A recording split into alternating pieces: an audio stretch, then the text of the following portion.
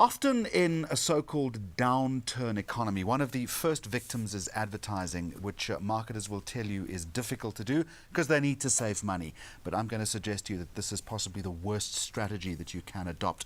We're going to explore that a little further. Joining me today, Warren Fernandes from Admadmedia. Very warm welcome, and it's good to talk to you. Times get tough. Advertisers traditionally pull back their spending. We all know that that's the worst thing, Warren, that you can do. Isn't this an old argument? Jeremy, absolutely. It is an old argument, but logically from a business perspective, when times get tough, you look at what is the first logical step that I can do to keep things running at the end of the day and still stay profitable. So most guys will go and they'll say, well, let's look at cutting the ad spend or the marketing budget. Is that the best thing to do? Well, historically, the data tells us no, it's not. If we go back and we look at a lot of case studies the guys have done over the years, most of us are familiar with the famous Chevrolet story of the 1920s. It's a well-known story, but I think for our audience it's actually worth repeating. Absolutely, yeah, absolutely. Let's hear it again. Yeah. So, into the Great Depression, or just before the Great Depression, Fords were outselling Chevrolets. Long before you and I were around. Long Make before. that point, my friend, yeah. Chevrolets were outselling, Ford was outselling Chevrolet 10 to 1. Hit the Great Depression, Chevrolet made a strategic decision to keep their ad spend up and actually, in fact, increase it. That's right.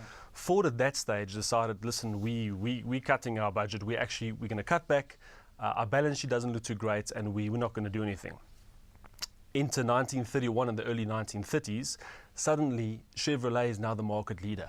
There was no other logical thing. There was no product change. There was no business strategy change. The only logical thing that they did was that they actually increased and made their awareness more aware during the tough times.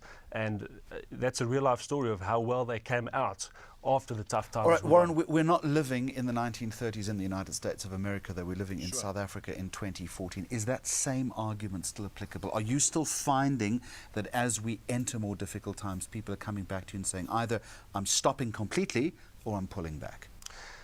You do still see it today. Recent studies done. There was a study done recently by a gentleman named Tony Hillier, not too long ago, where he went and he surveyed sort of 1,000 companies and what happened to them over recession periods. I think the mentality is changing now, where a lot of business leaders are adopting the mentality to say that we need to keep the ad spend up. Don't cut it, because they're looking back at what these guys have done. I mean, they see the wisdom of what they need to do. Yeah. Absolutely, absolutely. And again, with that one over there, I think the lesson they learned was that he took 1,000 companies, looked at marketing and financial data, and split them up into 3 categories: guys that cut, guys that maintained, and guys that increased. And the results were absolutely staggering at the end of that period, whereby the guys that had cut during the actual downturn or the recession period, they were 10% profitable across the board. The guys that maintained were 9%, but the guys that had increased were only 8%, which is a marginal difference. Come the upturn again, or the recovery period, the guys that had cut were actually about 0.8% down. The guys that had maintained were 0.6% up, but here's the big game changer now. The guys that increased their ad spend were actually 4.3% above everybody else. So they came out a hell of a lot stronger. All right, having said that though, it doesn't matter in what market you're working in, people are going to look at the budget a whole lot more carefully, which says to me, in terms of advertising, they need to be a lot more tactical, they need to be a lot more strategic. So when you're engaging with your clients in the particular space that you operate in, what is the changed need that they have, and how do you convince them to stay with you?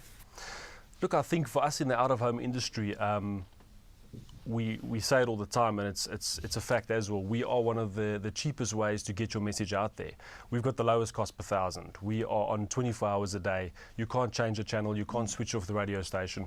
So in terms of communicating with our customers and what they need, the only real change that we see now when times get tough, and what we encourage them to do, is start looking at things a bit more creatively.